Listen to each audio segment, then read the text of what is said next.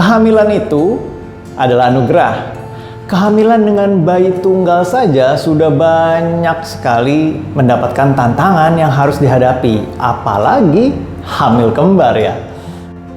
Jadi dalam video kali ini saya akan menjelaskan mengenai kehamilan kembar secara singkat.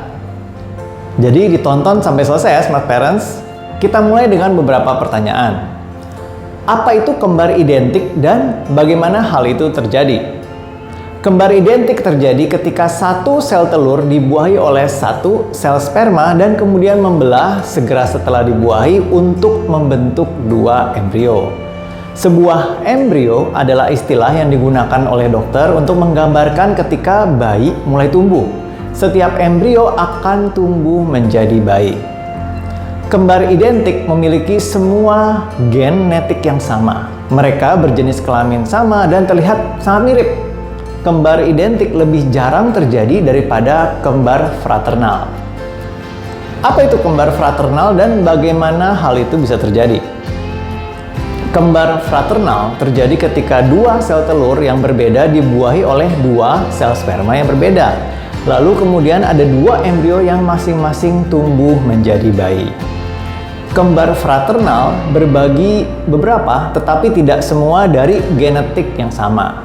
Mereka seperti dua bersaudara, tetapi hanya memiliki tanggal lahir yang sama. Kembar fraternal itu bisa dua perempuan, dua laki-laki, atau laki-laki dan juga perempuan. Apa yang meningkatkan kemungkinan seseorang ini memiliki kehamilan kembar? Ada beberapa hal-hal tertentu yang akan meningkatkan peluang Anda untuk memiliki anak kembar. Termasuk yang pertama, berusia 30 tahun atau lebih. Kemudian meminum atau konsumsi obat-obatan untuk membantu untuk hamil. Kemudian memiliki prosedur yang disebut fertilisasi in vitro atau disebut juga IVF atau bayi tabung untuk membantu kehamilan. Dan memiliki riwayat keluarga yang kembar. Bagaimana dokter atau bidan saya mengetahui bahwa saya saat ini hamil kembar? Nah, ketika dokter kandungan atau bidan itu memeriksa Anda, mereka akan merasakan ukuran rahim Anda. Orang yang memiliki atau hamil anak kembar biasanya memiliki rahim yang lebih besar daripada yang diharapkan.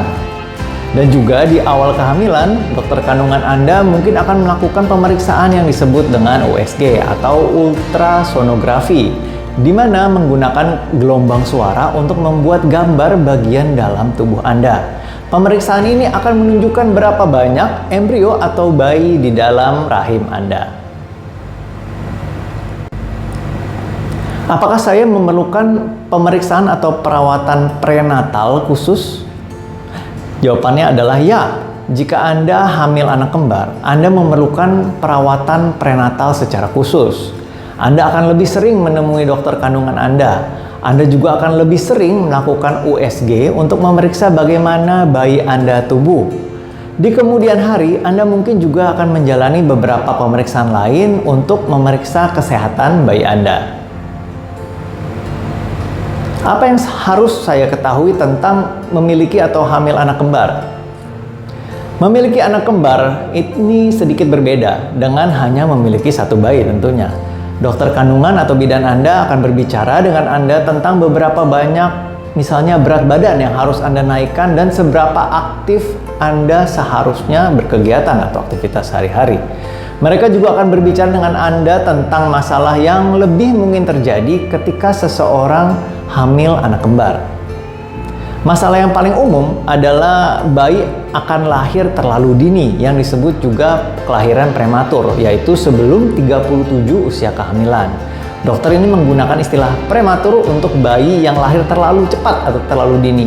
Pembahasan lebih detail dapat dilihat di video saya yang lain. Dilahirkan terlalu dini ini terkadang dapat menjadi suatu masalah. Bayi prematur cenderung lebih kecil dan perlu tinggal di rumah sakit lebih lama setelah lahir.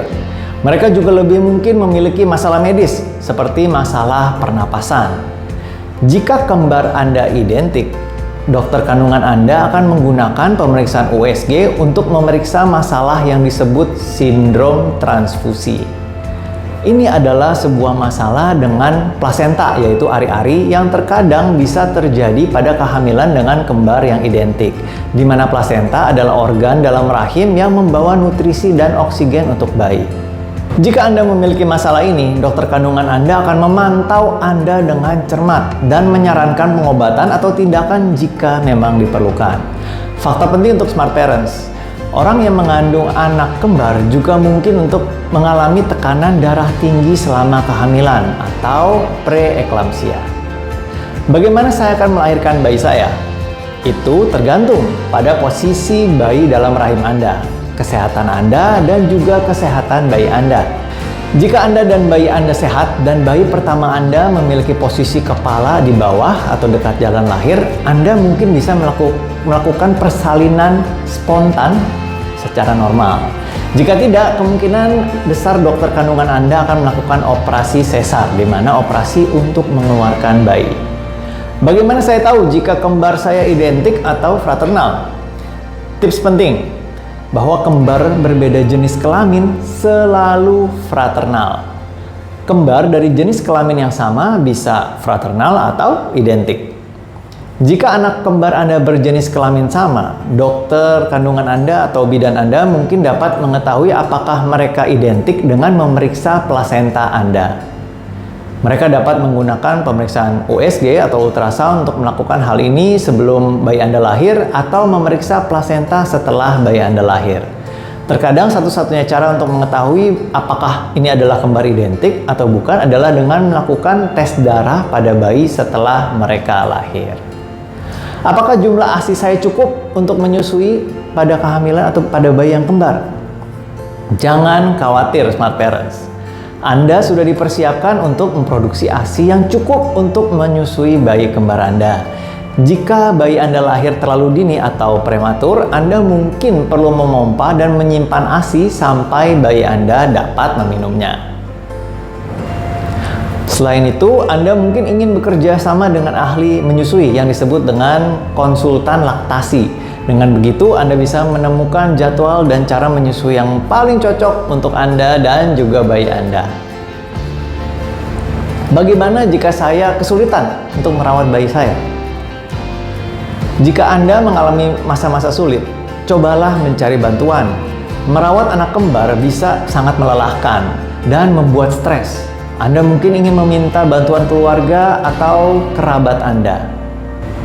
Jadi sekian info dari saya, semoga bermanfaat. Silahkan subscribe, like, share, dan komentar. Sampai jumpa di video saya selanjutnya dan salam sehat.